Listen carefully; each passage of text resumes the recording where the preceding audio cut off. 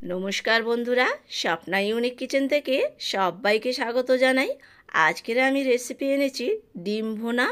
আর ডিম এখন খেতেই ভালো লাগে না, একঘেয়ে হয়ে গেছে। তাই আমি একটু অন্যরকম রেসিপিটা বানিয়ে নিলাম। তো কিভাবে বানাবো আজকে দেখাবো।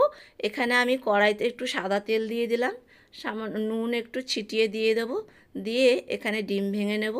তো বন্ধুরা, পুরো ভিডিওটা দেখার অনুরোধ রইল। আর এখানে সামান্য হলুদ দিয়ে দেবো যাতে কালারটা সুন্দর লাগে। ব্যাস, এটা আমি ভেজে নিয়ে ভাজাটা আমার হয়ে গিয়েছে। এরপরে আমি এটা নামিয়ে নেব। এদিকে আমি একটা থালাতে আলু গ্রেট করে রেখেছি, পেঁয়াজ গ্রেট করা আছে, টমেটো গ্রেট করেছি, আর এখানে রসুন গ্রেট করেছি। নিয়ে নেব গরম মশলা, নিয়ে নেব 1 চামচ গোটা ধনে, নিয়ে নেব 1 চামচ গোলমরিচের গুঁড়ো, নিয়ে নেবো 1 চামচ গোটা জিরে, দিয়ে দেবো শুকনো লঙ্কা, সামান্য নুন আর জল দিয়ে এটা বেটে নেব। তো বাটাটা আমার হয়ে গেছে। এরপরে আমি এখানে হলুদটা দিয়ে দেবো, হলুদ দিয়ে মশলার সঙ্গে মেখে রেখে দেবো। এদিকে ডিম ভাজার কড়াতেই বেশ কিছুটা আমি সর্ষের তেল দিয়ে দিলাম, আর এতে একটু তেল বেশি লাগে। দিয়ে দেবো রসুন কোরানোটা আর পেঁয়াজ কোরানোটা দিয়ে দেবো। বেশ কিছুক্ষণ এটা আঁচ বাড়িয়ে ভেজে নেব। হাফ ভাজা হয়ে গেলে এখানে যে আমি আলুটা গ্রেট করে রেখেছিলাম, আলুটাও এখানে অ্যাড করব। করে আলু পেঁয়াজ কিছুক্ষণ ভেজে নিতে হবে।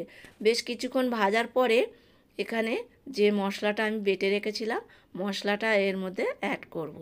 করে আবার একটু এটা বেশ কিছুক্ষণ ভেজে নিতে হবে। এটা আঁচ বাড়িয়েই ভেজে নিতে হবে, আঁচ কমাবো না এখন।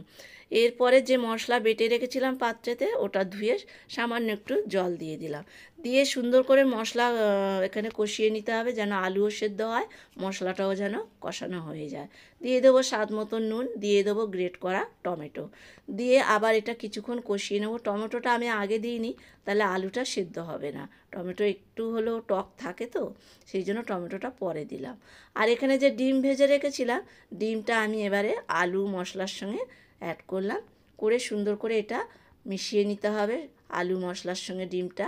আর যে প্লেটে আমার ডিমটা ভাজা ছিল, ওতে একটু তেল ছিল, আমি ওই প্লেটটা ধুয়ে সামান্য একটু জল দিয়ে ভালো করে নেড়ে ছেড়ে ঢাকনা দিয়ে আমি 2-3 মিনিট একটু রান্না করে নিয়েছি আঁচ কমিয়ে। সামান্য নামানোর আগে চিনি দিয়ে দিয়েছি, চিনিটা যদি কেউ না খাও দেবে না। তো ব্যাস, এটা আমার বেশ হয়ে গেছে সুন্দর। এবার আমি নামিয়ে নেব। এটা একটু নেড়ে নিতে হবে, আঁচ বাড়িয়ে সুন্দর করে নেড়ে নিয়ে, এই দেখুন কত সুন্দর লাগছে। এরপরে আমি একটা প্লেট নিয়ে নিয়েছি, প্লেটে আমি এগুলো ঢেলে নেব। তো বন্ধুরা, এটা খেতে কিন্তু অসাধারণ হয়েছিল। আর ওপর থেকে একটু ধনেপাতা দিয়ে দিলাম, দিতেও পারো নাও দিতে পারো। আর এটা ভাত, রুটি, পরোটা, লুচি সবটা দিয়ে এটা বেশ সুন্দর লাগবে খেতে। তো বন্ধুরা, ভিডিওটা যদি ভালো লাগে লাইক কমেন্ট শেয়ার করার অনুরোধ রইল।